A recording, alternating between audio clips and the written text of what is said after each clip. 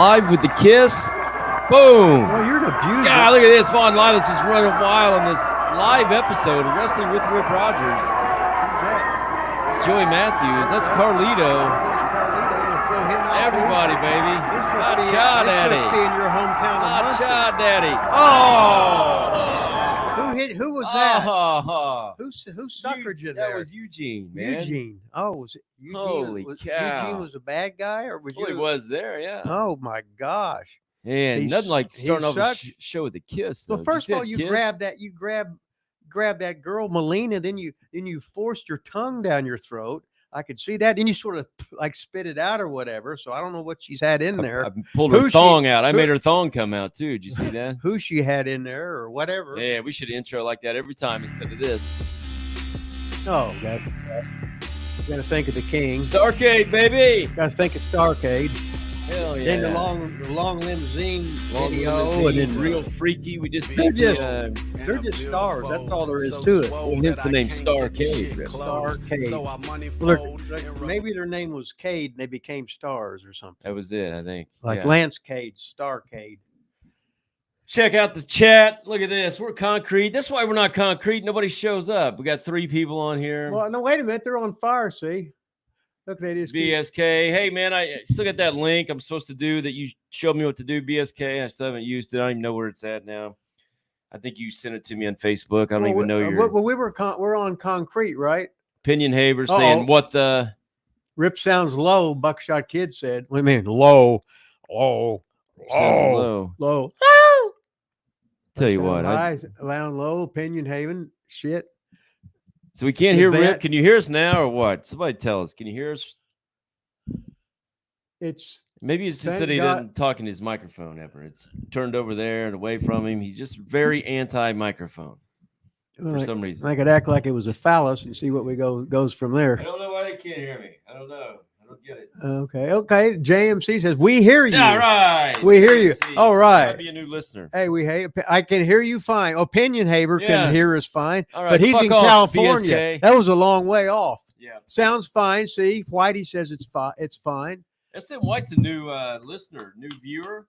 Gets on YouTube. Oh, okay. Buckshot said it's good now. All right. So there's Buckshot. There we go. You telling me he's number 1 again? Number 1. Okay. SM White is a new listener or viewer, whatever you want to call it, all over the place, commenting on our channel, really helping boost it up. I mean, just everywhere. Thank you, SM White the second. How many subscribers do we have now? We're up right now to 4,587 subscribers on the Wrestling with Rip Rogers channel. That is awesome. And we started with how many? 4. We started with 4, yeah. Well, we started with 0, but for some reason you think that we started with 4. I always thought that was a good rib. Good rib. We also have some new members. If you want to become a member, you just go right where you subscribe, click that button. Oh, Michael Costello says, I can't hear you guys. Oh, he said, it's kidding. Happy Friday. He's just kidding. Hey, SM White just shelled out the big bucks to $4.99. So we give him a hand right here. Yeah. Give your hand. You can give yourself a wank or whatever. You know, what the hell. We'll give you a wank for $4.99. This is the premier wrestling channel on you. JMC said that. Well, we're sort of fudging, but what the hell, right? We are the premier. We did listen to Starcade. You saw Vaughn Lida stick his tongue down Melina's throat there. There's more where that came from, Rip. You know what I'm saying? Anyway, we got some new members too, and I don't know how to find them on my phone, but if you want to become a member, go to our channel, do the little gimmick, press on it, become a member. Hey, the hammer's on. The hammer says, "What's up in the house?" Carl Brown says, "Hi, guys." Hammer said he was 50-50 for today. So I did a poll on YouTube, Rip, and there was like 52 people replied, and like half of them said they're going to be on today. So what is half of 52? 26. 26, baby. And then like another 40% said they were 50-50, and there was a bunch of those. So I'll throw another 6 in. 32 people we should have on here right now. I think so. And we got 6. 6. Yeah. 1, 7. 2, We just 3, went up 4. 1. Well, hell. So we got a bunch of liars. 8. We went up another one. We got a bunch of liars on this poll. We got a bad track record for saying we'll start at 12 and then about 12:19 we roll in. We've been really good lately, though. Okay. Well, I mean, we weren't here at all last week, but you know, besides that, last couple of weeks we've been pretty good. Well, you go on vacation every week. Well, I mean, it's summer break, man. The kids are on summer break. break. Yeah. God, why don't you as Dale Mann would say, why don't you spurl them a little bit more? Summer break. Yeah, Spurl them. I'm going to, man. That's what we do. That's what we do here at Live Studios. Yeah. The king, he always spoiled you, didn't he? No, not really. We didn't have any money. We went to Valonia Lake. Oh yeah, that was the lake we went to. Okay, was Valonia. Hey, got the Rip Rogers T-shirt on. I owe you some money today, Rip. You sold some T-shirts that weren't ours.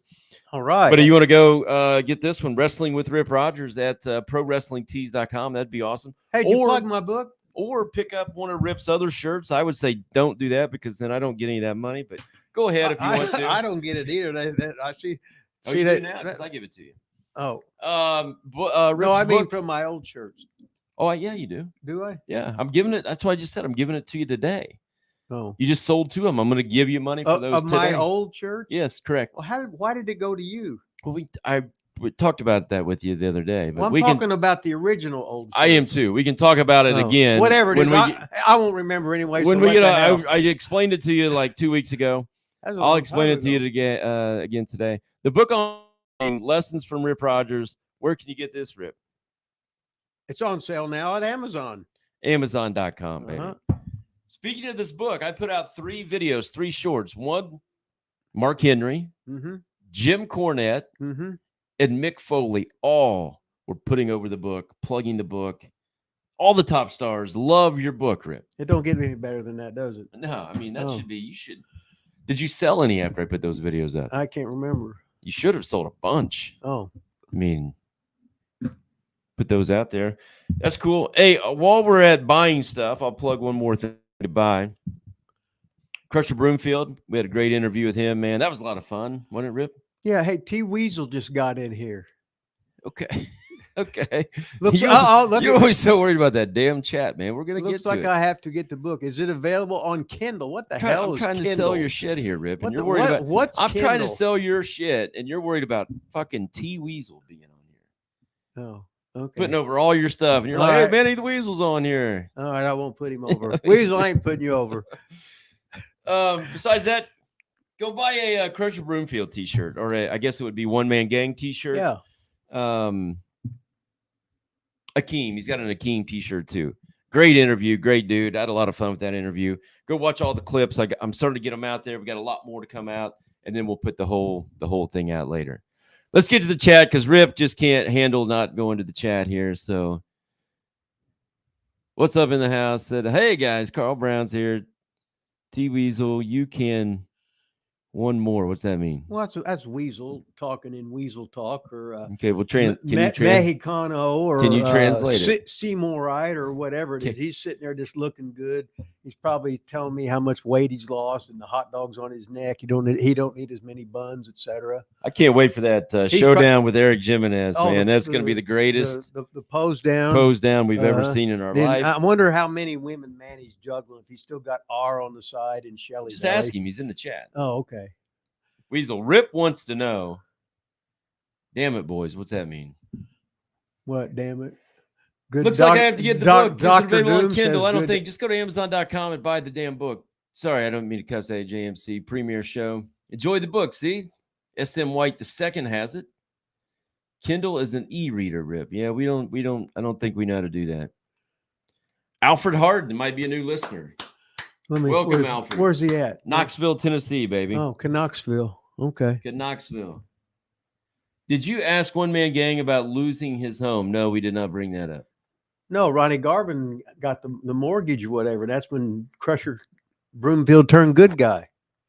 No, I think in real life he lost his home to like a flood or hurricane or tsunami. No, he had to redo everything. He said. Did he? Mm-hmm. Did he tell us that, or he just told you that at a different time? I can't remember. I don't think he told us that. I don't think I brought it up. Had an idea for the interview show. We'll tell you on Facebook. Great, man. We've been looking for your wonderful ideas, BSK. I can't wait till you just take over this whole show. It's gonna be awesome. The BSK show. All right.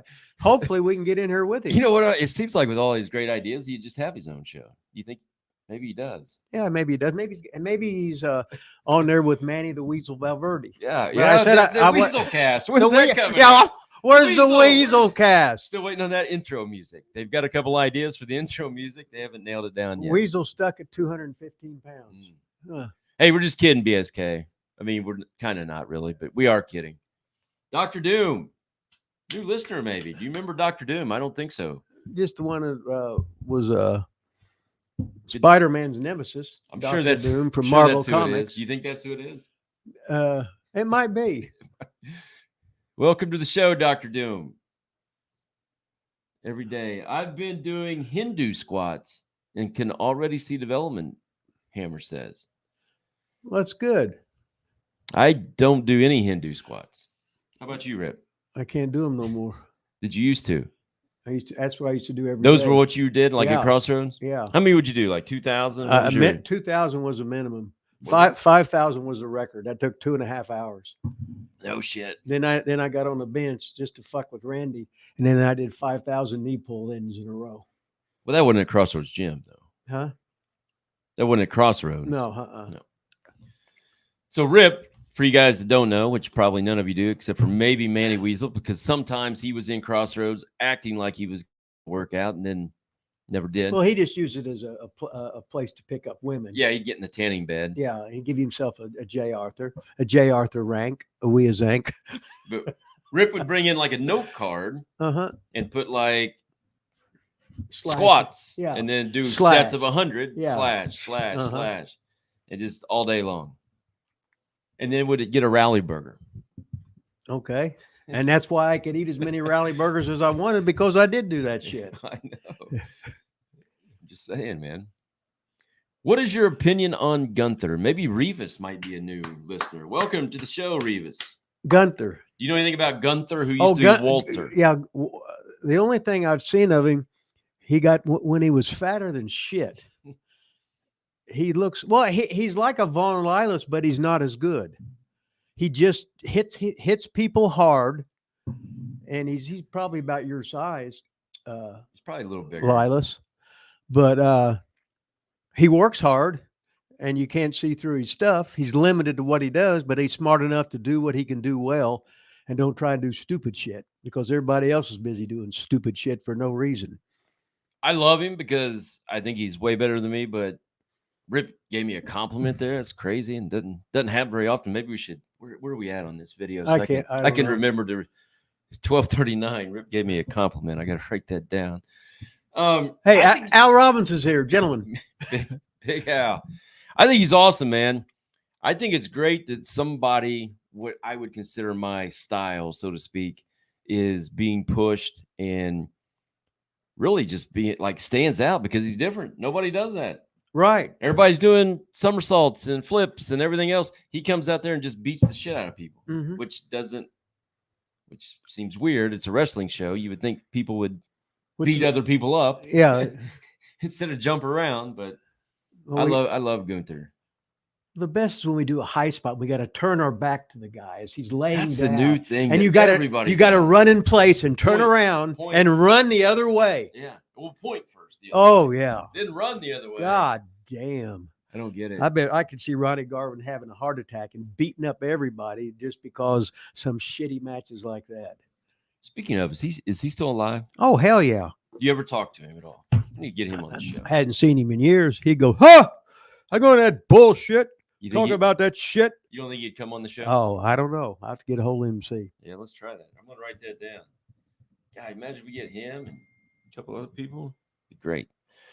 Let's see. Rip, did you find your porn stills? Did you ever find your pictures or your porn that we talked about last week? They went in with the flood. With the flood, yeah. Yeah, sure. They're probably in my box right down there. I'll have to look. Look hard enough. They're probably right here at Lila Studios. Because everything else he lost in the flood is at Lila Studios, it seems like. The new studio. Oh, T Weasel's getting his studio put together. That means the Weasel cast will be out any day now. Well, they'll probably they can't have any good theme songs because they'll be breaking all the laws. Copyright. Copyright, and the Weasel will have to paying out of his big jar of change he's got. Tell you what, man, that thing is coming soon, baby. Rally Burger, 99-cent Polar Pop. Yep, that's it. T Weasels. They don't have 99-cent Polar Pops anymore. No. I want the big one. I don't want no 32. I went to the 42, 44. They used to be 44. Then they say it was 44. It was really 42. So you probably measured it, knowing you. Oh, I did because I used to be a Circle K gimmick, you know. Silver Shark 25, new in the house, I think. Maybe a new listener here. We were robbed of Von Lila's chops on the main roster back then. Yeah, it would have been cool. Too much Ric Flair back then. They didn't allow other people chopping back then, I don't think. Oh no, I remember for a lot of times when Flair was working, they said, "Remember, you're not allowed to chop." Yeah, but that's just a respect thing. Yeah, it's cool. But now they, no, I don't disagree with that. I think it's fine. Now in AEW, they chop each other 500 times in every match and just stand there. That's it. Just well, that's the thing where they work.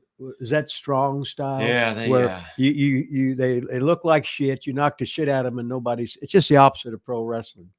Make it look like you knocked the shit out of him. The guy sells it like you knocked the shit out of him, and everybody gets over it. Instead, we're a bunch of skinny fat nerds punching each other with how many forearms in the face in a row, trading, and there's not a mark on them. So in other words, they're hitting like girls, or the guy's got fucking cement faces, one or the other. What the fuck? Sell right? it like I did in the Real Freaky video. Remember? Yeah, you sold it. Dr. Doom, he says, "Rip, do you ever wrestle Stan Hansen?" Well, I told that story when Ole was booking and it had my name up on the wall to wrestle Stan Hansen. I said, "Ole, come here." He looked at me and I just crossed out my name and wrote Ole Anderson in there. And Ole just laughed and shook his head. So you always tell that story, but who actually wrestled him that night? Sure, I can't because Ole wouldn't have. So no, it didn't matter. You didn't actually do it, or did you? Oh hell no! Have you ever wrestled? No, I was on cards with him all the time, but I never wrestled him. No. He was always a heel and I was a heel.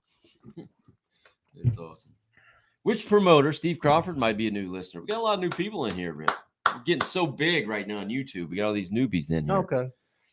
Which promoters paid the best and worst based upon the gates? Did they always base on gates back then, or was it they just told you what you were going to make? And how did it work typically? Well, basically years ago, you'd look at basically 30% of the house was what they'd pay the guys. Then they would split it up where how you were based on the card. It was usually 30%, but some of the houses were so fucking bad, they'd have a fucking minimum. And when you get in the promotion business, you figure out a lot of the stuff. It ain't going to be happening because there's always more expenses than anything. Wrestling business, that's why. There's not many places to go because it's hard to make a buck at it. So do you remember who paid like the best or worst? I always thought Don Owen always paid 50%. Where was he at? Well, that was in the territory in Portland, Oregon.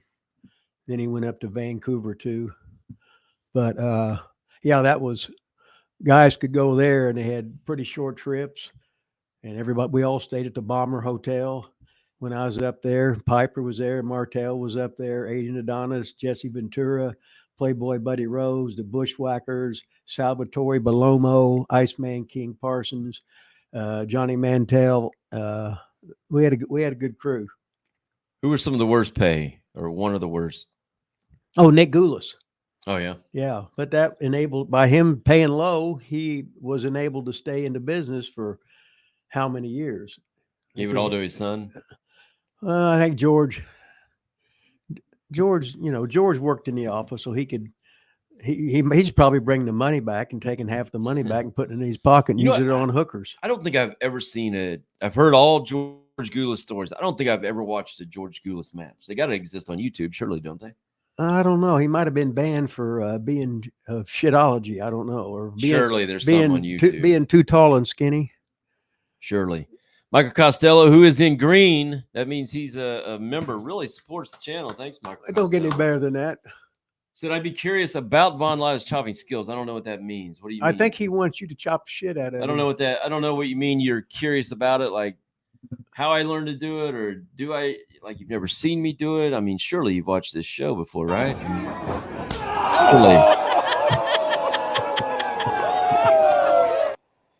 Surely. Sure. I don't know. Does that answer your question, Michael Costello? I'm not sure. What?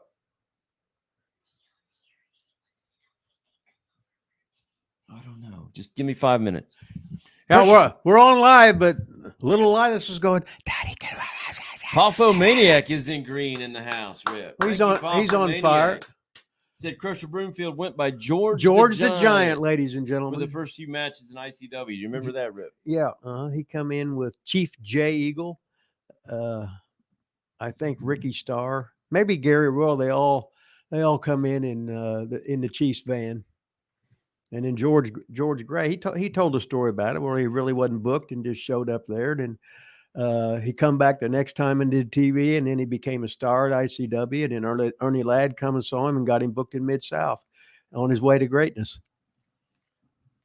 I don't know if you skipped ahead earlier. You're okay. Maybe you skipped to the bottom there for the Dr. Doom question. Silver Shark 25. We are live, pal. I don't know what that means. Okay. Thank you. Did Rip have any favorite wrestling venues? Steve Crawford wants to know. I don't know. You have so many of them that, each territory you'd have a special one, like when you had weekly towns and stuff. So I always like to go to Marlowe's Country Palace in Pikeville, Kentucky, because they had all the rats there, and then they had every kind of illicit thing going on there was to man, and they had a low ceiling, so if you took a backdrop, you could knock the ceiling out. So I always like to take a backdrop and kick the ceiling so the shit would fall down and everything. Like the old Ramada Inn we used to. Yeah. The old Ramada in Indianapolis. When we did OVW shows there. Mm-hmm. Hit the low ceiling. And Diamond Dan was always the announcer. I took the Matt Morgan choke slam. It was his first match at OVW, and it was, I think, my first match that was not a battle royal in OVW. So big 6-man. So you was a veteran. No. Took the big choke slam, hit my head on the ceiling of the Ramada Inn. It was great. Wanted to put a plug out there. This would be a good time. Nobody has any questions right now. Butt plug or what? No. It's a serious plug here. Okay. Serious note here. So one of our loyal listeners, Greg Smith, who's been in the live several times, comments on all our stuff all the time, over and over and over again, have some personal troubles with a loved one, the mother of his children, some cancer issues, I believe it is. If you follow him on Twitter, or you don't follow him on Twitter, it's at Greg S1981 1981 at Greg S1981. If you go there, he's got a GoFundMe started. Any kind of donations or anything like that to Greg Smith, shout out, would be greatly appreciated, I'm sure. So Greg Smith, hopefully everything goes well and gets better with your family. Again, that's at Greg S1981 on Twitter. He's got the GoFundMe set up there. So I want to put a plug in for Greg today. Let's see. All right. Anybody else got questions? Make sure you're asking them in the chat today. What about last week's show or 2 weeks ago? 2 weeks shows ago. But that Ronnie Jonas show we did, Rip, it was on fire, huh? Well, when you get a sex expert on here and you get all these pervs that are members of our brigade, whatever you call it, and then they're talking about different things you can do to whatevers and the best time to do it, how to do it, all the different holes in a human's body and stuff like that. It was rather enlightening, and I gained a little bit of knowledge that I did at age 69. I said, well, I never even thought of that before. So we get some comments in the comment gallery 2 weeks ago. Is this a wrestling show? I thought this was a wrestling show. That was the first live show I had to take down and edit and put back up. It was awesome. God, it was a great time. And we're still on the air, so that's even better. Rip, SM White II. Rip, did you live in Pensacola like most working for Fuller? Did you work with Marty Lundy, AA, Arn Anderson there? Yeah, we lived real close together. We didn't, no, most of the guys, they all lived in Gulf Breeze, which is like a suburb of Pensacola. And I stayed in, a lot of the wrestlers, they owned like fourplexes, like there were 4 apartments. And Arn Anderson stayed with Scott Armstrong, and I can't remember who else, but I think it was one of the Armstrong brothers. Condominium was what it was.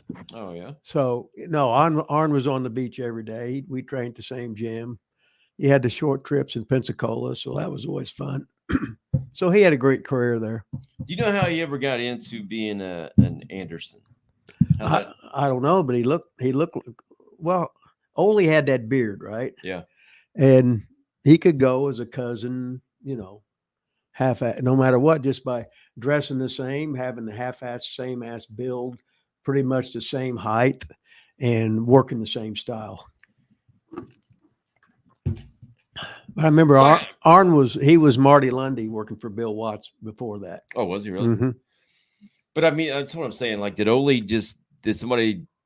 Because back then they say, "Hey, I got a guy." Did somebody say, "Hey, I got a guy that looks kind of like an Anderson," or did Ole just see him and say, "Hey, he looks like an Anderson," or did he just show up one day and they're like, "Hey"? That might have been gonna, it. Probably Ole told him that. I remember watching it as a kid, but I don't remember what year it was. Maybe a teenager. I remember on TBS, they would go to clips to different like territories. Like maybe, I don't know, did they go to like Championship Wrestling in Florida maybe or somewhere?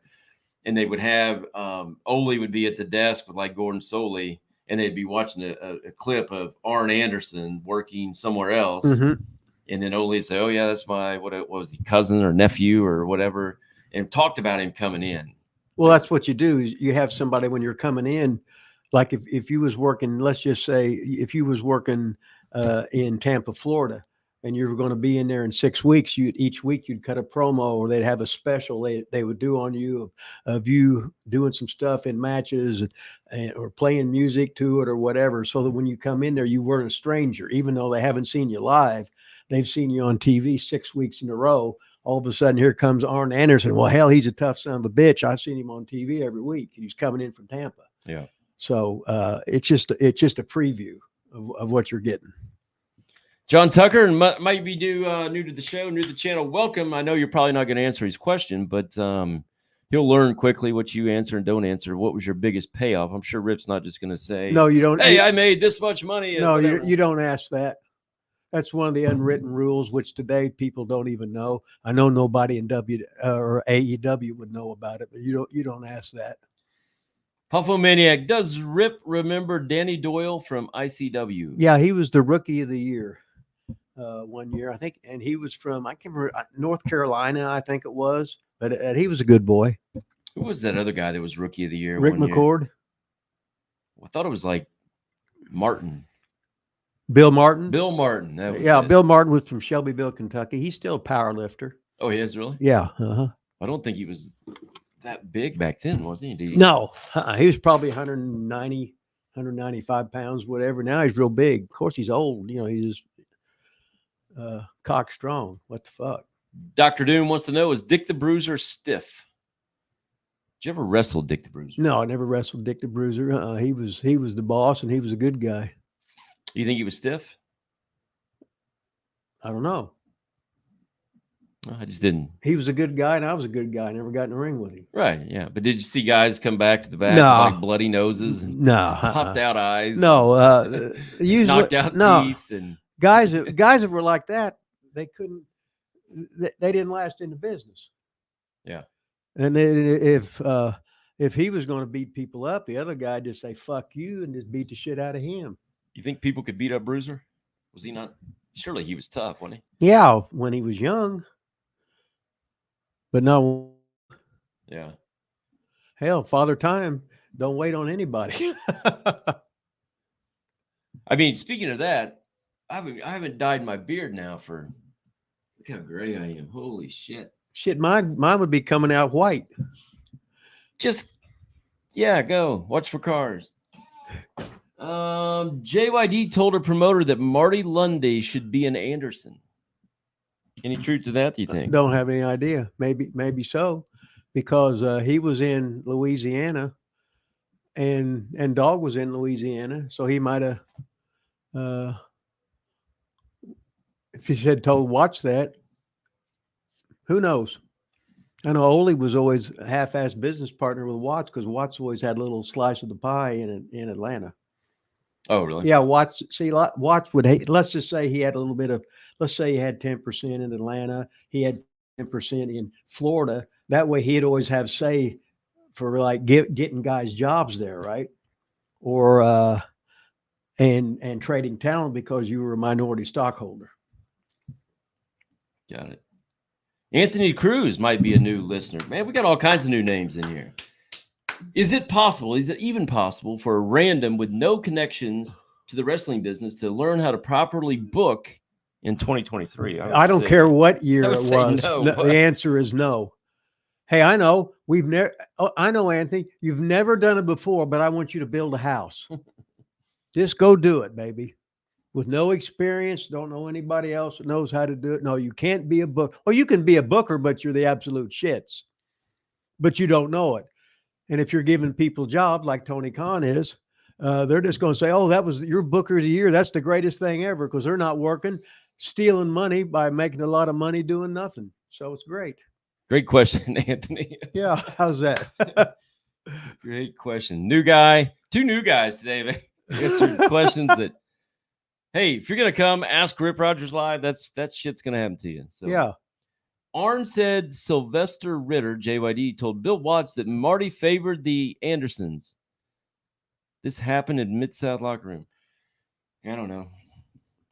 There's a lot of like documentaries and interviews and shit out there, so some people may actually know what they're talking about. I have no Or you idea. can say, "I heard." I heard like Dutch. I heard. I was never there. I heard.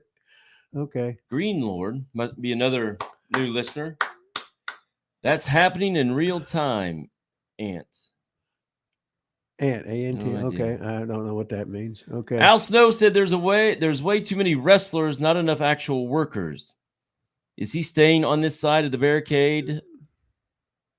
Is staying on this side of the barricade a lost art? When you know how to work, you want everybody else to wrestle because you stand out. People are yelling and screaming during your match, and they don't know why. What it is you're doing it the way it's supposed to be.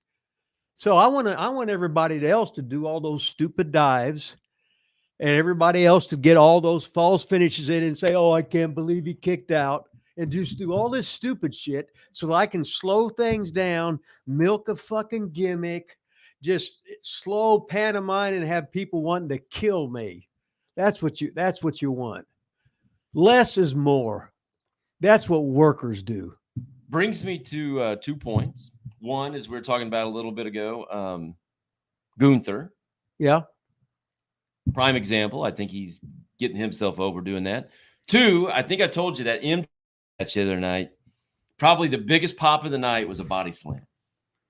When he body slammed Big Bill. Tried to do it early, couldn't do it. In other words, you're storytelling. They're working. At the end, he finally slammed. That's the big thing, is to finally take the big giant off his feet. Get that slam. Oh, my God. Storytelling's it. I think MJF is one of the, I don't know, I don't want to say last or he's just a story. He tells stories. It doesn't happen much anymore, and that's why his shit just gets over. I mean, it's just, Well, what kind of storytelling are you talking about? Are you talking about promos, or are you talking about in the ring? in the ring. The Oh, body slam story. okay. I mean, Well, see, I didn't know. You just told me. You didn't tell me who it was. I You said didn't MJF. say it. Well, hell, I can't. Yeah. If you told me, I can't Big- remember yeah, anyway. Slam Big Bill. The place, I mean, it was probably the biggest pop of the night Okay. on a body slam after 19,000 flips and cartwheels Well, and dives now, and jumps. now look at this. You got MJF. He's a top heel, right? Now he's selling like a baby face. Yep. Then he slammed him like a baby face. Mhm. And then, so at least for that match, he was a baby face. Oh, yeah. He was awesome, too. Yeah. But once you understand this shit, if you're a good heel, you know how to be a baby face. And if you're a good baby face, you know how to be a fucking heel. Yep. Let's see. I haven't seen a live for Rip yet. Did he wrestle much in Puerto Rico? Yeah. Well, I guess when I was Booker there, he didn't watch it. Well, he doesn't know. When I was there for 9 Don't months. run all our new viewers off, Rip. Okay, Green Lord, listen up. This is your minute to shine. Look, in 1989, there was the Puerto Rican champion there, whatever, Caribbean heavyweight champion or whatever the hell it was, had our Broadways with Savio Vega, where he was TNT, his real name Juan Rivera. Let's see who was in there. Carlos, Invaders 1, 2, and 3. All the top stars were there. Rufus R. Jones. Puerto Rico was fun. A little bit dangerous. What was that? Was it Puerto Rico when the fans brought the gimmicks, or what was that? Where was that at? Well, they would. Were you in a battle royal where the fans brought the? Oh, they always had weapons. The weapons. Yeah, they'd be bringing real weapons and shit in there. Anyway, I remember that was that was the most violence I'd ever seen in a wrestling match. They'd be bringing real baseball bats in, real 2x4s and shit. And that was the most violent thing. But it was sort of fun. But you got the shit beat out. I remember some guys had like a golf ball would be on their head, but they could be hit with all that stuff. So I'm going to ask this question. I know you're going to, probably call me a mark or a probably geek or whatever, but probably when you get into that kind of stuff, were you ever actually like scared? Like, fuck, I don't want to get hit with this thing. Oh, hell no. No, not at all. Huh? No. It's just like when when I was in the real boxing matches, you're so used to being in front of people, and in the thing you subconsciously throw working punches that would be a couple inches short, etc., and you don't even realize it because you're used to working. I don't know how that relates to getting hit with a 2x4 in the head. Okay, so I had whether I was in a real boxing fight or a wrestling fight that's not real or whatever, I still got the same mindset.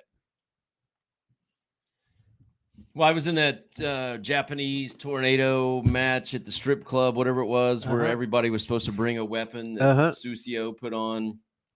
And I got out there and I was like, I don't even think I took a weapon. And I wanted nothing to do with it. Nothing. I was like, nobody touched me in here. Like, I didn't want to get hit over the head with a stop sign or whatever else people brought. I wanted nothing to do with it. I wanted to go back and look at the strippers and stuff. Well, I was sitting at a bar. They had an outdoor bar, and I'm sitting there drinking a beer. And they're doing one, it's like the Royal Rumble, where one number at a time. And I was like, I don't know, number 18 or something. And Susio's sitting there, and he goes, "What are you doing?" Because they had like a ramp. They thought it was real cool. Everybody wanted to walk down this big long ramp, but you had to take somebody had to drive you to it. And I was like, I am not doing that shit. And he's like, what are you doing? I was like, I'm up in 2 spots. He's like, you're not going to go down the ramp? I was like, fuck no, I'm not going to go down the ramp. I'm going to walk from this bar, put my beer down, and go right into the ring. Hey, it's like when we was in Puerto Rico, we wrestled some of those baseball stadiums, and it was a long way to go out there. So I remember Ox Baker had a run in, so he took the golf cart to the ring. That's awesome. On a run in? Yeah. It was a walk in. If not, it was going to be a walk in with Ox. That's better than Mark Henry when he came down to OVW. We did a fair show, and it was it was a fair that had one of the big grandstands. And the track was it was like a dirt track, where they did the motor shit or whatever. So we had a camper for a dressing room that was way down, it was forever. Mark Henry was in the main event. He drives his big truck. He had that huge truck. He drives it out on the track, pulls up right next basically to the ring or to the crowd. Jumps out, does his match. Gets back in the truck. Goes home. Oh, he was smarter than everybody, wasn't he? His gear packed. Hell left yeah. His gear on and just drove away. He was done. That was awesome. Let's see. BSK, has any fans ever offered their girlfriends, wives, moms, or daughters to you? All of the above. All of the above. Yeah. Some of them even at the same time. What the hell, right? That was a question for 2 weeks ago, BSK. We're not doing sex therapy again. Yeah. Was Rip a heel or babyface in Florida? Fucking Sam Diamond. What a fucking rib. He knows I was a goddamn heel. Come on, Sam. Get with it. He's just trying to play along. He's just trying to give us stuff to talk about. Yeah. He's just ribbing you. Dr. Doom hasn't heard for a little bit.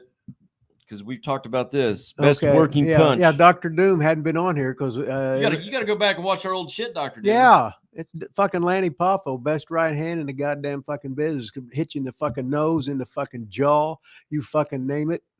Of course, he practiced on me so many times. About broke my jaw. I don't know how many times. The Hammer says we need carpenters and mechanics. How to build and fine tune the product. I think those days are done. I don't know. You think they'll ever go backwards, Rip? Probably. Oh, speaking of, you know why they may? So maybe somebody in the chat can help me out here. Oh, look who's in there at the bottom. I got to put him over like you put Weasel over. Oh, Nick Dismore, baby. Eugene's in. He says it's you. Eugene in the house. Yeah, it is. It is us. You know. But what the fuck? Now Sam Diamond's laughing because he was acting like he was a mark. See, Eugene, was you a good guy or a bad guy? Eugene, you want to join us? You can hop in here. Yeah, put a little comment in there. You want in? Sam Diamond's whole family used to work for us at ICW. Sam was a referee. His brother Jim was a referee. Robbie was hanging out, and then his mom and dad, they ran the concessions for most of our spot shows. So the Phillips family they were a big part of ICW the whole time we was there. Jack was one of our first referees. Of course, Randy had rib him all day. You got to keep talking, Rip. Oh, hey, Jack always had the Randy Savage Go to Hell headband on. And Randy'd be smoking that dope, and fucking Jack, he'd be toking that thing. He'd get all fucked up because Jack probably weighed about I don't know if he weighed 130. And had the fucking looked like the red-haired afro. Oh yeah. Always token, and he's always had the munchies. Hey Nick, I just sent you a link through Facebook. I just sent you a StreamYard link through Facebook Messenger from my real account, my real name. See if you can get on there. Is your real name Gunther? My real name's Gunther. Yeah. Okay. Did Puerto Rico had fans throwing rats? Heard it on Renee's show. Oh, maybe they did to somebody, but never to me. Usually they didn't have any, or they'd have is like the Blues Brothers. They'd have that the wire thing. So if you threw stuff at the ring, it wouldn't. If you threw beer bottles at the ring, it wouldn't go in there. You couldn't reach it. I haven't. I heard stuff about the rats, but I actually never saw it. So to me, it's all bullshit. But I got rocks thrown at me, bottles thrown at me. I remember I got hit right in the fucking neck by a fucking like a pint of vodka bottle or whatever. It was, you could just see it in slow motion, hit me flat on the fucking neck, not a bone or anything. I was like stunned, but I said, damn, I could have fucking killed me. But I remember that one. Then they'd always throwing the eggs in there at you. But it's like when you go out of the dugout, they're sitting there to wait and throw shit at you, all kinds of stuff at you. So I'd always get a big beer mug and I'd piss and shit in it. No, I would. And as soon as I'd walk out of the dugout and I'd do like a wild gimmick, and I'd take that thing and throw that big thing of shit and fucking piss, and all the marks would scatter. Of course, when I had to get back in when the match was over, right, I got all the security people surrounding me so that they're throwing their bodies over me as they're throwing shit at them too. But I said, no, fuck you motherfuckers. I'm going to get you first. That's awesome. That was awesome. Jeff G's in the house. He's in green. All right, Big Jeff. Say his last name. Gerholt. Yeah. Gerholt. Gerholt. In green. Thanks, baby. Look at this, man. I mean, I tell you what, all the top stars just hang out here. There's Eugene. Hello? Hello. Is this thing on? This thing is on, baby. Nick, Eugene. There's Eugene. Hello? You got an echo going on. Is this the room at the hotel gimmick? I think you're in twice, Nick. Okay. You got an echo going on. Oh, is this the room at the hotel? Holy shit! It's like you're in twice, Nick. See if you're in on your phone too, or Facebook, or is that it? Did I get it? Yep, that did it. Whatever you just did. He was just busy he's busy. Sometimes if you log, yeah, you're in, man. It don't get any better than this. Yeah, my computer's right here, but my screen is broken, so I had to hook to the TV, which is over here. If you see me looking this way. Yeah, we see you looking that way. Yeah, like I can't see on the screen. I just got fuzz. What's up, man? I like the shirt. Hanging and banging. Hanging and banging, Jackson. Don't get no better than that. You're frozen on us now. Maybe it's us, but it looks like you. No, maybe he's just sitting there like that. And he's like a robot. Up now, he's boop, arms up, Looking arms good. down, arms up, arms I don't down. know.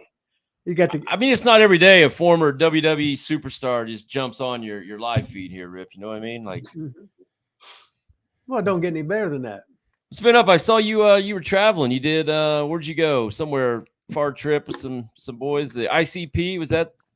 Yeah, we did 13 and a half hours in the car from Sioux Falls to Thorntonville, Ohio for the Gathering of the Juggalos. Bloody Mania 16. Bloody Mania. Did you bleed? No. No. Every match was in a steel cage that had electric sparks. If you hit it right, it was a good effect. But Did you get electrocuted? Well, it didn't really electrocute you, but it sparked at the top. But nobody really knew how to make the sparks come. I think they had a dial and they were dialing it down for the early matches. And the last match, they probably turned it up. But if you bounce the ring and hit the ropes, it would spark at the top. It's a really cool effect. I wrestled Congo Kong, 6'5", 330 pounds. And missing the big tooth. I tried to get out of the cage, and he grabbed me by my hair, pulled me over the top rope, and picked me up on his shoulders. And I started screaming, "Don't hurt me!" And he slammed me, and I just stayed down. I was so scared. I clenched my jaw so. Okay, we're froze up here. So, ladies and gentlemen, the Nick Dinsmore was scared. He was going to get slammed by Congo Khan. He froze up there, and now he's back. The suspense is killing us, man. The suspense is killing us. Okay, he's over. He pinned me. I didn't kick out. I just stayed down. Holy shit. He beat you then. Yeah, absolutely. Mm-hmm. And then we got in the car, drove 13 and a half hours back to Sioux Falls. So, so Nick got the loser's purse. He didn't get the winner's purse. Yeah. Oh well. Wow. So was he beating you up pretty good, or you couldn't I hang was with afraid him? of him. I'm getting to the point that in my career that I'm starting to second guess myself, and I get scared when I do any simple bump. Oh. So get out. We went to the School of Morton a couple weeks ago, and I took There you go. one bump, and I think I broke 3 ribs. So I think I'm getting to that same point. Bumps are for marks. One bump. I called for it too. That's what was stupid. Let's see. Jerry Lawler, either one of you, I'll just ask these questions to both of you. Either one of you ever worked with Jerry Lawler? I know Rip has. Yeah. Rip threatened to beat him up, didn't you, Rip? I did what? You threatened to beat him up one time. He smacked you. No. He hit me with an elbow. He potatoed me in the jaw with an elbow is what it was. Yeah. And then I fucking sort of bowed up. And hey, whoa, whoa, whoa. Oh, so you did threaten to beat him up. No, I just my body language. Corey Macklin. That's going to be a highlight. Corey Macklin at the Mid-South Coliseum against Jerry Lawler and Jimmy Hart. We did TV that morning, and that night at the Mid-South Coliseum, they're going to give away 2 used cars from this used car lot that was a sponsor. Come out tonight at the Mid-South Coliseum. You can win this car. So we at the TV, live TV, fighting. We fight out into the outside, into the parking lot. Lawler and Jimmy Hart get in the first car, and they take off. Oh my God! Tonight, Mid-South Coliseum, you could win one of these cars. Corey Macklin and I got in the other one, and it wouldn't start. You can win this car, ladies and gentlemen. And Corey, no! So I just get out and started running. That is awesome. It's the greatest in many, many months. I can't wait to put the clip out. Rip threatened to beat Jerry Lawler up. It's going to be great. Clickbait, baby. Anybody ever wrestle in Pittsburgh? That's the question. We got Jake Carlin, I think, is a new listener here at the Rip Rogers Show. Welcome, Jake. Pittsburgh. Anybody wrestle in Pittsburgh? I don't know why that's a question, but that's a question. I wrestled at where did the hockey team used to play? The ice, the Igloo, the Mellon Arena Igloo? Hell, we don't know. I wrestled there. Were you over? Oh, Eugene was over there, yeah. Oh, yeah, Eugene was over. Big Hell. time. Pittsburgh was made for Eugene. Any thoughts on modern wrestling in Japan? Well, I don't like it. What? Pretty much whatever you see on AEW is probably about what you see as modern wrestling in Japan, because they all just do that style. I don't watch either. I don't like it at all. Rip, you like it? No. Welcome to the channel, John Tucker. Good question. Well, we all hate it. No. When I go over there would be Baba's group and Inoki's group, and they had the best wrestlers in the world. Now now the business is run by marks. They might have the same names, whatever, but it ain't there. Nick, did you ever wrestle in Japan much? Yeah, Tajiri brought me over 2 times for a company he was working with. It was I enjoyed it. Like it was Tajiri's company was more of a WWE style entertainment company than a strong style, whatever it is that they do, Japanese style. Yeah, I've been doing a few things with Rene Dupree. Of course, he was there forever, so he always puts it over, and I shit on it. So, you guys ever been kicked out of a hotel for being loud? That's a great question, Jeff. Great question. I have not personally. No. Yeah, kicked out of a lot of them. Rip's guy. Probably your sex was too loud, wasn't it? Yeah, we'd have a bunch of guys there and a bunch of broads there just making noise and yelling and screaming and shit. And the guys coming knocking on the doors, we always invited them in and see if they wanted any or whatever. You know, we was going to share. We didn't build a fence around anything. What the fuck? Hey, Nick, do you remember Ronnie Jonah? Yes. So she was on 2 weeks ago. She's like a sex therapist. She was on here, and I think we almost got kicked off YouTube. I'm pretty sure if I would have left that up in full Zoom or whatever it is, we'd probably be off here right now. But she's a therapist. She should know, right? Word of advice: don't have a sex therapist on your show when you co-host with Rip Rogers. Well, you're the one that booked her on there. Don't get on me. Oh, BSK, he's in here telling us stuff. Turn your radio off. Whatever, BSK. He said you're looking jacked. Now he's trying to kiss your ass. Where else you got coming up, Nick? You got any other places you're going? Yeah, tomorrow going to Des Moines, Iowa to wrestle for 3XW. August the 12th, I'm in Rothschild, Wisconsin for NRW, which I think was No Rules Wrestling or something. Ooh, that sounds fun. Yeah. Or I think the NRA's is what's in the initials? NRW, No Rules Wrestling, I do believe. No wrestlers allowed. I got filled in for one half of the tag team champions and defend the tag team titles against two guys that wrestled there. They beat up the guy that got hurt, and I had to fill in for him. All right. So if there's no rules, you can still win, though? Like there's a 1, 2, 3 count still? Yeah, you can still win. So you could be tag team champions. I'm for one day, I think I'm going to be. Okay. Wow. Man, you're just over. You got bookings all over the place, huh? Well, he's on fire. Look, The best part about having your own action figures, you get to play with yourself in public. I haven't heard that one since the last time you were on here. That's the only one I got. Yeah. No, you had a couple other ones. If you said them, I'll remember them. But let's see what else we got in here. King Dale Clark must be a new listener. We got all kinds of new listeners in here, man. We're just getting so big over here at the Rip Rogers show. Well, he don't have no green on him, so we still answer on this show. It's just when we. Oh, okay. What do you all think about the night Owen Hart died, and what do you think the reason is why so many people want to see footage of the fall? Because they're fucked up. Yeah, I don't. That's right. Fuck no, I don't want to see that shit. Yeah, I don't know want to of see anybody that wants to see it. I've never heard anybody say they want to see it. No, I haven't either. I mean, I don't know. I guess I did. There was kind of a documentary on it or something when there. I remember watching it, but I don't really remember much about it. I don't know.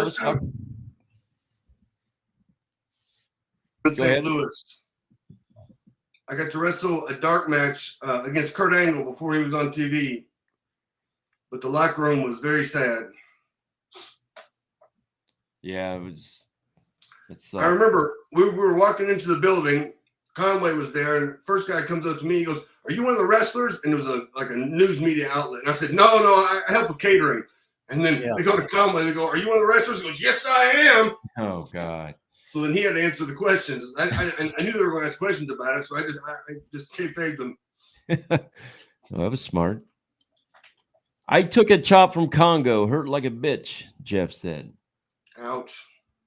That's why the first bump, he pinned me.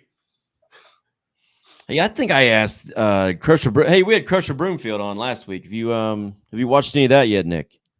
I have not. It's in my queue. I guess. Hey, come on! I watched some of your shitty matches you put on from OVW. I got a lot of them. With not yours. I mean, I didn't mean yours personally. I just meant the ones you put on your channel.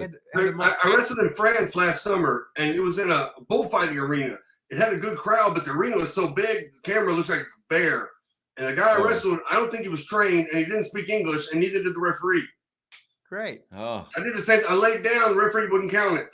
I'm screaming, count 3. It was I enjoyed. Oh, we're frozen up again. Get some new Wi-Fi in that spot, man.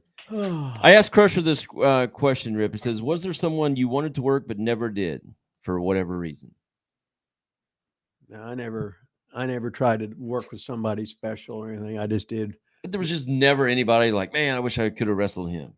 I never even thought about that. I knew you wouldn't put that over. How about you, Nick?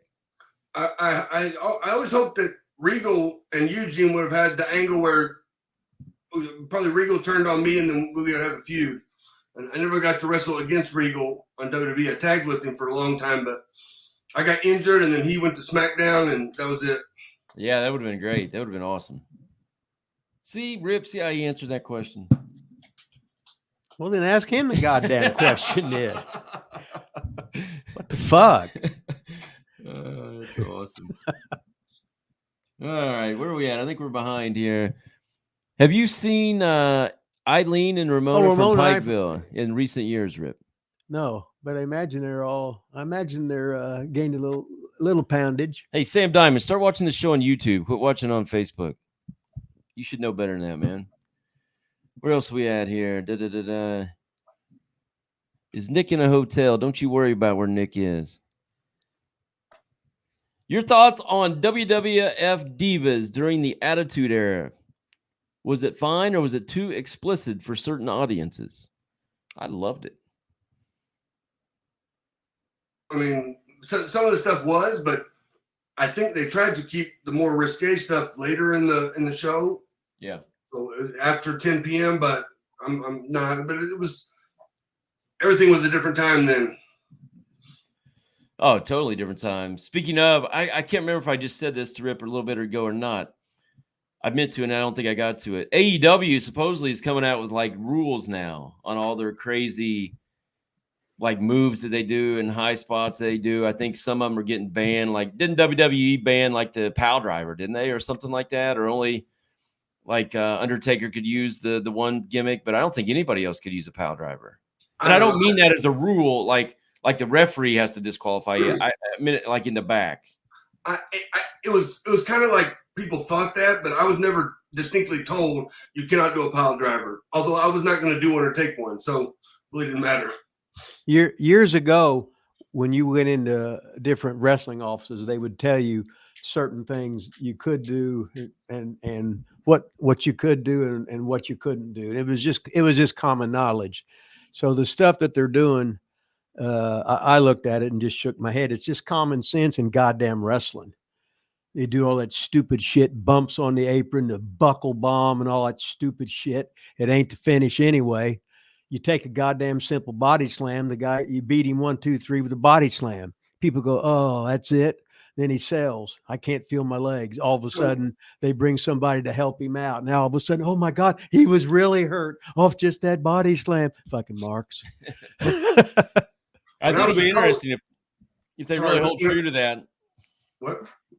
AEW, if they really start not allowing them to do some of this crazy shit, I think it'll be interesting to see how that unfolds. When I was a coach and a producer, the rule at NXT, I guess it was in WWE main roster also, was that in a tag match, the partner could make a save once, but the second save was a disqualification. But the announcers never said this. We never told the crowd. The crowd had no idea. So I produced one match at the old FCW building. Heels made a save. Babyfaces start to make a comeback. Cover. Babyface was supposed to move, but he didn't move. Second save, disqualification. And the crowd was like, what happened? Yeah. The guys came to the back and they're all down, depressed. I was like, no. I said, first thing, don't come back looking depressed because nobody knows what we're supposed to do out there. Come back excited. And I said, and then when everybody heard me, I said, no, that's perfect. Now everybody knows the rule because the referee announced what had happened. Now everybody knows the rule. Now we can get heat with it. And everybody in the locker room goes, yeah, that's right. That's good. That's smart. Nick's good, man. Have you seen the stuff on Ryback at all, Nick or Rip? So Ryback was on our show. He's got all this stuff going on with the WWE, but now he's got this guy that's been a stalker for like 12 years that's been on his show and giving him like death threats, said he's going to kill him, going to kill his mom.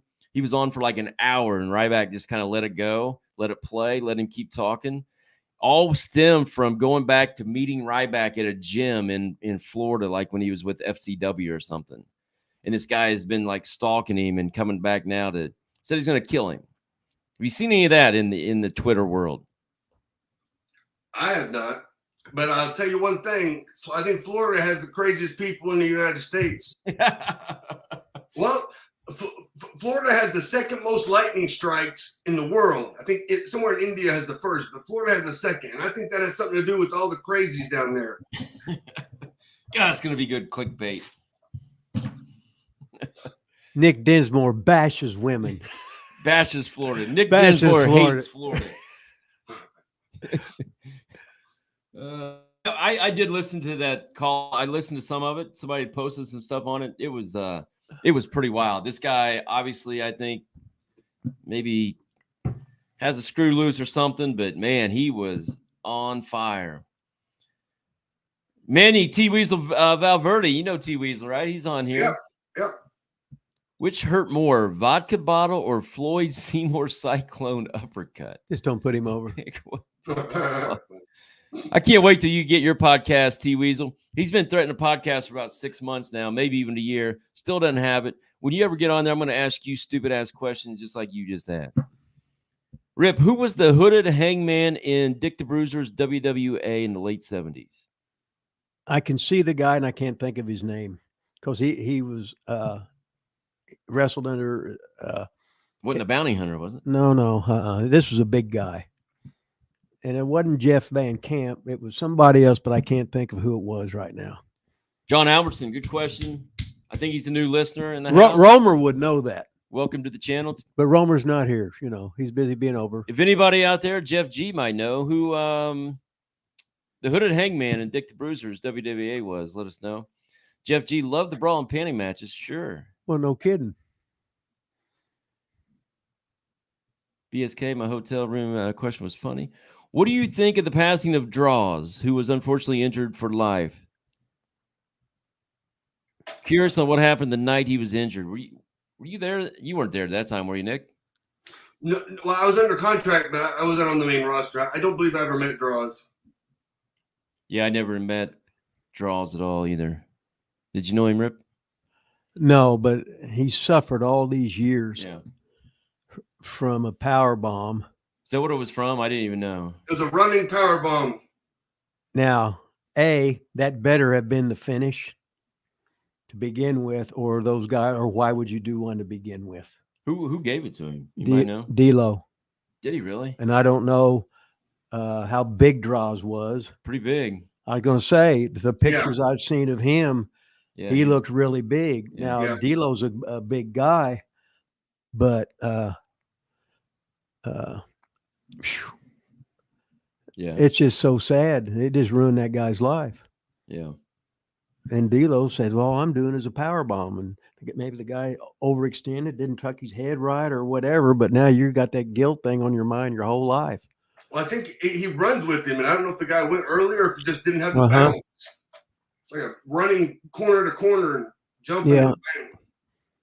Not sure I want to see it. I don't wanna see Travis it. Taylor said, I'd like to see a wrestling show more like a sport. Well, that's what AEW was supposed to be like, and then they didn't do that at all. They still show their records on there for some reason. No idea why. Hey, Rip, is that hooded hangman named Tillman Davies? No.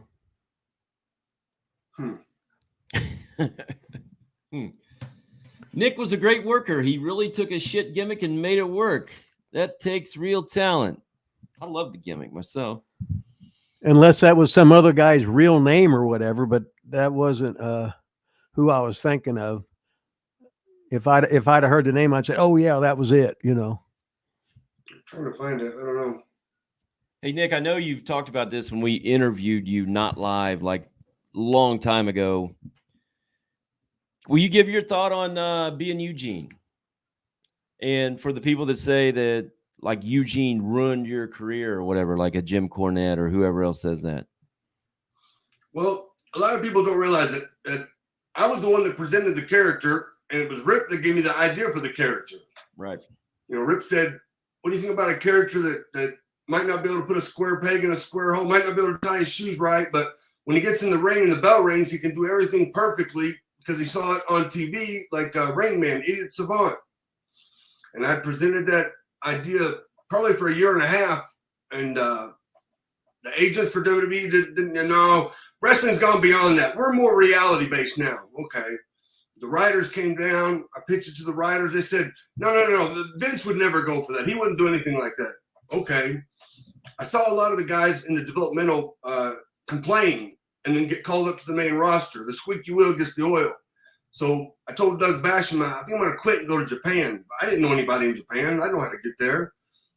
Doug told that to Dean Malenko. Dean told that to Johnny Ace. Next thing I know, February of 2004, I'm sitting in a meeting with Vince McMahon, and Stephanie was there. Vince goes, "I want to get back to character-based wrestling." And I just pitched that character out. At that time, Steve Austin walks in. He'd come back to film something. Walks in Vince's office. Vince goes, "Steve, you ever seen this guy wrestle?" He goes, "No, I don't think so." I said, real quickly, I said, "Danny." Uh-oh. And Steve goes, "Well, he's probably one of the best." And then Vince goes, "All right, we'll start on Monday." We didn't actually start the next Monday, but that was the vote of confidence that I got to do the character that got me on TV. Nick Dinsmore as a wrestler probably wouldn't have made it to WWE TV, and it would have been boring. I needed something a little more. Love it. That's what it... Okay. Hey, Go ahead. When Nick, you had been at OVW, what, 10 years? I started in 96. I got hired by WWE in 99, and I got called up on TV in May of 04. Okay, so a long time. And I don't think you were ever going to get called up. And I weighed into that because the short, what do you call it, mediatric rise of Eugene. You had segments with Vince, The Rock, everybody, right? Yep. And you could have been an underneath guy, been there 20 years, do whatever, blah, blah, blah. But you wouldn't have made the money. You wouldn't have got the notoriety, the satisfaction of being a fucking star. Mm-hmm. And I knew that when I'd take you out of the box, if you did, it'd be hard to go back to being Eugene, but it's better to live the goddamn life and have some kind of something that you did to son of a bitch. And you did it. And I also knew that you was going to be so good at it that the boys would try and make sure that you failed. It'd be like, "Hey, Nick, here's some drugs." As when you're on the road, "Nick, hey, I got some alcohol. You want some?" And you'd never been on the road before. It ain't like most of the guys have worked the territories 10 years, and then all of a sudden they get a job. They're mature. They know what the deal is. You're going from a wrestling school, OVW, where we would have our local little Snabbits favorite shows. Now all of a sudden you're with the major players. So every heel that had been there for years, they're thinking, that son of a bitch is getting a break and I'm not. So all the guys that put you over were secretly jealous as hell, because that's the rest. That's anything in life. Everybody loves you until you start doing better with them. So, but you was taking a chance on that. because if not, you could have been sitting there for another 20 goddamn years. Didn't matter how good you are or were or whatever. At the time, they didn't give a shit about wrestling. So you took the ball and you ran with it. You did some great shit in there, and you got memories that very few people can have, and fuck everybody. So how's that? Yeah, I mean, I tell people all the time, I was like, he was Nick Dinsmore, an awesome wrestler forever, and didn't get really a sniff for the main roster. And I don't think people, unless you've said it elsewhere, I don't think people really understand it was like you're the one that presented it. Like they're always like, oh, WWE gave him this shitty gimmick. Well, not really. I mean, they weren't letting him on TV, so he presented a gimmick, and that's what got you where you were. I don't know. Eugene was a top guy. The minute that I did the segment with The Rock, the people saw Eugene totally differently. All of a sudden, I was a superstar. I was made. If it was the Mafia, I'd be a made man at that point. And what Shawn Michaels told me one time, he goes, once you're over, you're always over. That's right. I can go back right now and star on WWE. Yeah, I'm going to clip that together. We're going to send it right to Vince. Yeah, package it, send it to him and Triple H, everybody. Hot off the press. Hot off the press. John Tucker, do you think there's a place for an all-women's wrestling promotion? I would say no, would be my opinion. Well, isn't there already one? I don't know. There was that one, WEW or something. WOW.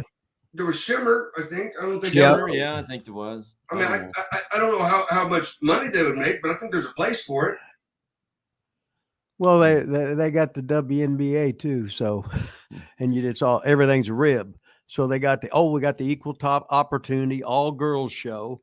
Now they make no money, and somebody just uses a tax write-off. But then again, that's AEW, so what the hell, right?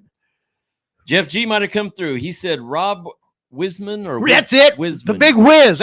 He was the Big Whiz before that. Rob Wiseman. Because here's the thing. Here's him wrestling Wilbur Snyder. I couldn't think. It was Rob Wiseman, the Big Whiz. That's right. He's about 6'7". Thank you, Jeff. Wow. See, I Googled it and I got a picture of it, but they didn't say who he was. He's trading with Wilbur Snyder right here. Wilbur Snyder. Handsome Jimmy called him Wilbur Snyder. Wilbur Snyder. It don't get any better than that.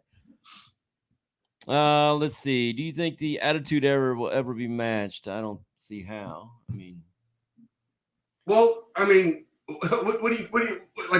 that mean? WWE is making more money now than they ever have. Yeah. So, I mean, they've already topped it. I guess ratings. I don't know if they're talking about ratings. But ratings are different now. Everything's streamed. You can't really look at TV ratings because a lot of people don't watch TV anymore, regular TV. They got different revenue streams. Yes. Guys are making more money now and hardly working. Yep. And the matches ain't as good because they don't work enough. Their bodies are not in bump shape. There ain't like Major League Baseball where you take batting practice every day and infield practice, you're throwing whatever, this and that. And then we got AEW, and some of them guys have been there for a long time and they haven't even had a match. So all they do is get more skinny fat, and they have no fucking timing, getting a fucking check, which is great, but your skills decline. Mentally, you're not into it. You're fucking bored. You got any thoughts on these supposed current guaranteed contracts that for millions supposedly of dollars? I froze for a second. What'd you say? Like the new contracts, like Kevin Owens supposedly makes like $2 or $3 million a year guaranteed. I mean, like Renee was saying, he just makes him like sick to think about, kind of. I don't know, because I don't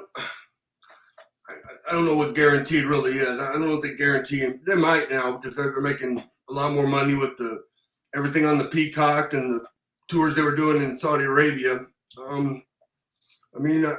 I guess they can justify it, but most of the time when they start paying somebody, like Braun Strowman had told me that he got a big contract, and then they turned around and released him. Yeah. Okay, and I think that was because his contract was too high. I think when they say guaranteed, I don't think it means the years are guaranteed or the contract's guaranteed. I think it just means the payout while you're there. Like it doesn't matter, like the house or however that all works, the pay-per-views, things like that. I think what's that called? That's called something. It's a downside guarantee is what they called it when I was there. Yeah. And like downside guarantee, let's say they guarantee a downside of $52,000 a year. You can take $1,000 every week or you can take the money that you would make on the house shows and the pay-per-views, which would be a lot more if you're consistently on everything. And so a lot of times what would happen is the guys would take the house show money and the writers would write, they would debut, the writers would write 6 or 8 weeks of good stuff for them, and then they'd be done. And then. But they would have made that money in the first couple weeks if they were on, you do a house show loop, you can make $4,000 to $6,000 to $8,000 as a mid-card guy for a whole week. Yeah.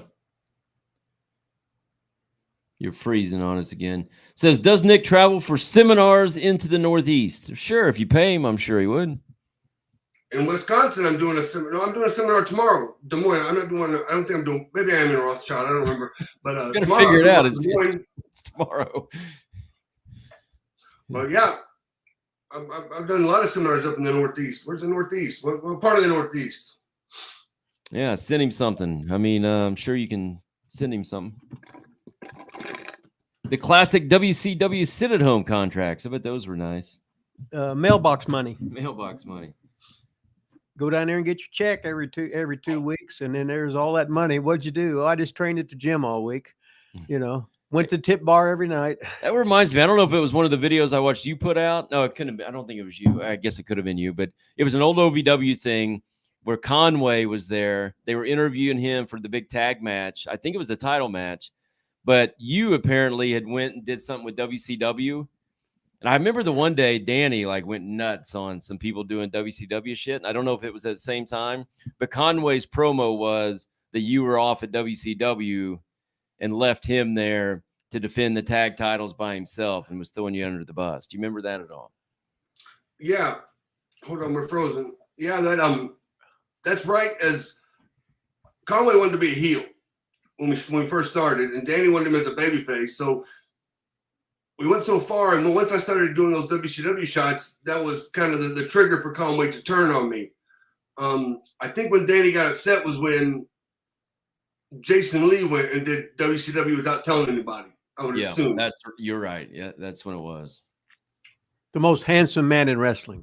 Because I was there. I had just started your class or something, and then we went to the other. I just remember Danny coming in. I don't remember which building it was at, and just started going off on everybody. And it was one of my first days there, and I'm I started thinking to myself, am I really supposed to hear this? Should I be in this meeting right now? I don't feel like I should be in this meeting right now. Oh, he was hot, man. He was so pissed off. Rip, I had told Lanny Poffo that you said he had the best punch in the business. He said that Randy had the best punch because he had both the right and the left. Lanny said he didn't have the left. Lanny had jabs, but his right hand is the best right hand in wrestling. He did say right hand. You did, though. Yes, I said right hand because having a jab can be the most phony thing in the world. But to throw that fucking right hand where Lanny Poffo could hit you in the nose with it, the side of the jaw in it. Anytime you're punching anybody in the forehead, you can't punch. The top of the head when they're in the climb the turnbuckle. Shit, I hit that motherfucker in the jaw. Then they make him slide down. Then I go the next turnbuckle. I hit him in the jaw and slide down. Then I go for the fucking third one, hit milk it, pull me out, do it there. But no, Lanny had the best goddamn fucking right hand there was. There's been some other ones, but Lanny, he did the snap to stop it was what it was. It wasn't to make noise. Other guys do it to make noise. But he was some bitch practices on me for how many damn years, right? He got really good. And if he'd have had a push, that's what he would have been famous for. But he could do moonsaults. He did all that shit. He could fly and do all that other shit. And then to have that ammunition of doing that fucking meat chopping and everything, god damn, he was fucking good. Rip, what do you think about the underneath, like the Jerry Lawler, Jeff Jarrett, like the big uppercut? Well, I'll do a European uppercut and do the same thing, and it's the same technique. Mm-hmm. I didn't like Lawler's because I watched him punch Buddy Landell 60 times in a row, and that was the finish. And when I when I was a fan, I knew Memphis was bullshit wrestling. I loved it. Because you was a kid, but they hit them all, and because when Bruiser would hit Heenan, he bled every time he hit him, right? And that's what you was and then you're seeing Memphis, and they're doing 92 Tennessee stomps for no goddamn reason, and I'm saying, fuck, Memphis had a better product of first time I said, holy shit, this is exciting as shit, because Bruiser was sort of boring. Well, real fucking boring. But that's what I grew up with, But so who'd you like, Nick? I mean, we're about the same age, same area. You had to grow up on Memphis, didn't you? Well, or I guess my mom and I moved to the Louisville area when I was like in the 6th grade. Before that, I lived in Greencastle, Indiana, which is west of Indianapolis. Oh, you did? I didn't know that. Yeah, but Bruiser's TV wasn't on then. All I saw was WWF, but I didn't have cable because we lived out in the country. So all I saw was like Superstars on the weekend or Saturday Night's Main Event until I moved to Louisville and got cable. Then I got WCW, WWE on cable, and Memphis, of course. So I went over to the Gardens several times growing up.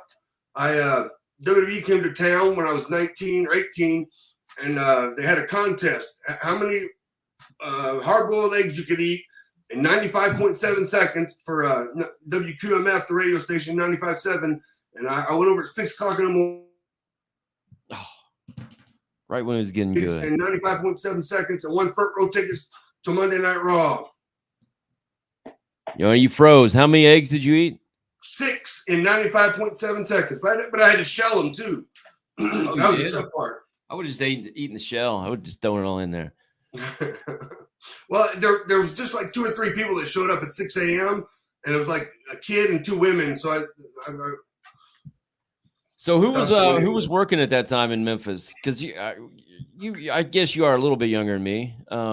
Was it like Lawler, Dundee, Mantell, like the typical that were there? Yeah, they were there, but then PG-13 was there, and I kind of looked at them, and Brian Christopher, and I kind of looked at them closer to my age, and they were doing it. I remember is that when you got the itch when you started going there? Oh no, I got much younger. I was 8 years old. I watched Saturday Night's Main. The first time I saw it would have been right after WrestleMania 1, and Paul Orndorff turned on Piper on Saturday's Main Event and beat the bejesus out of him, and I was hooked after that. Uncle Elmer got married, and Hulk Hogan wrestled Nikolai Volkov. Uncle Elmer got married. Uncle Elmer. You remember who he married? His wife, I guess. I don't know. His wife. That's always a plus, isn't it? He married his wife. That's great. Uncle Elmer. Hey, I played this clip when we opened today. I don't know if you remember this or if you remember booking this or anything. Where'd it go? There it is.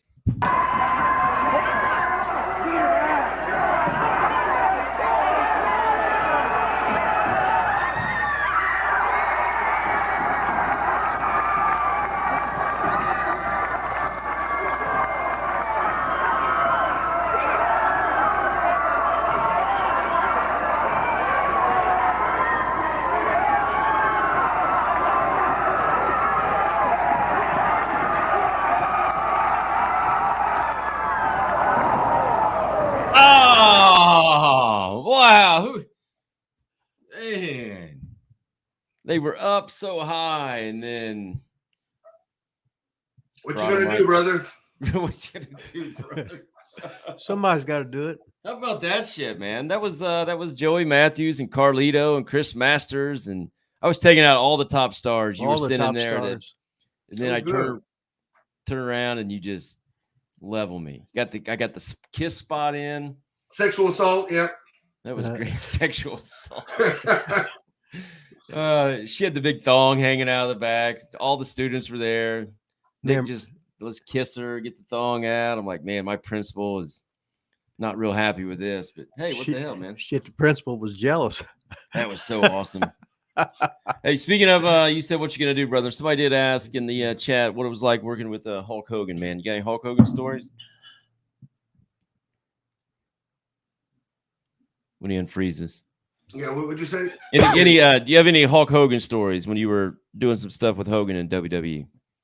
Yeah, I did the one thing at WrestleMania 21, Eugene's big WrestleMania moment, getting saved by Hulk Hogan. I remember we talked through it earlier in the day. I think Steve Keirn was the agent on it. And, Muhammad Hassan and Daivari going to come down, beat me up. Hogan makes the save. And I said, okay, do I get to pose with him afterwards? No, they want you to just kind of discreetly leave while he's making a comeback on both of them. So I just crawled all the way back. But a couple weeks later, it was it was on Raw, maybe it was on SmackDown. I don't remember which one. But Hogan made a save when Angles beat me up, and I got to pose with him in the ring. So I have photos of me posing with Hogan, and everybody thinks that was at WrestleMania, but in reality, it wasn't. I think it was in Pittsburgh, actually, at the Igloo. Hey, should have said that when the guy asked the Pittsburgh question. I forgot. And then when I was a coach at the Performance Center, Hulk came. He was making a comeback, and they were going to do a photo shoot. And, he recognized me, so I thought I was over. So all the coaches took a picture with Hogan. He left. All of a sudden, Bill DeMott comes in, and that picture had been leaked to TMZ. And they wanted to know who leaked it because somebody's going to get fired. So Bill was yelling at us, and everybody's getting nervous. I'm thinking, did I send that to my mom, and she put it on Facebook? Everybody's thinking that. Oh, you always freeze right at the good part. And didn't tell us. All right, you got to rewind. You froze. So you sent it to your mom. You were thinking maybe she put it on Facebook. No, everybody was. They were wondering, did I send it to somebody that put it online? The WWE office was the one that leaked it. It was a controlled leak to TMZ, and we all got yelled at for it, and we had nothing to do with it. Yeah, that's awesome, man. That's a great story right there.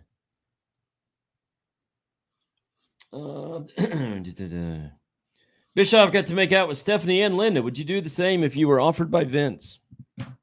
Shit, well, got offered. That's what he's paying you for, right? Yeah. Oh, I got my head put in the toilet. You still got green on your boots too.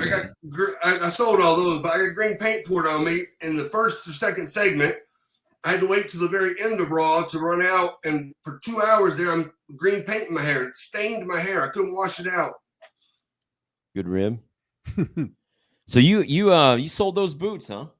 Yeah, I keep trying to. I keep selling all my gear so I get out of the business, but I keep getting booked. All right. Well, I think we're about done here, man. We've been on about an hour and 30 minutes, so we're gonna wrap this thing up, man. Thanks a lot for joining us. Anytime you want to jump on, I mean, we are concrete every Friday at noon. We don't miss a Friday at noon. I can never remember. I just happened to see you guys on, so I jumped on. Thank you for. I mean, except for the Fridays that we're not on at noon. Sometimes it's Thursday night. Sometimes we skip. Besides that, we're on every Friday at noon. But we can't let you go without getting the head bob in. So we're going to get the head bob in. That's how we end every show. So thanks to all the guests, all the new listeners. Hey, plug. You got anything to plug here, Nick, real quick? I got a message. They find you on Facebook, Twitter, where they find you? Yeah, I'm on Facebook and I'm on the Twitter, but I like my YouTube channel, The Nick Dinsmore YouTube. I got 150 episodes of OVW TV uploaded, but I haven't made them public yet. I'm slowly doing that, so check it out.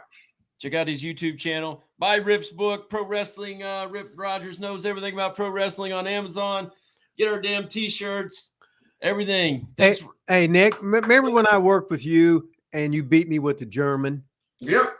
Everybody said you ate him up. I said I ate him up. I made that motherfucker.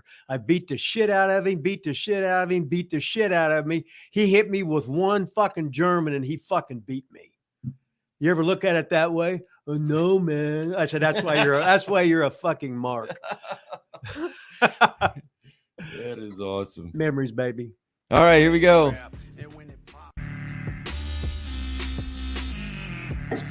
Arcade, baby.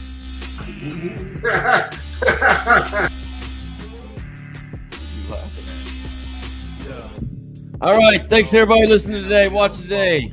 It's a great episode, greatest one we had since 2 weeks ago. We're out of here.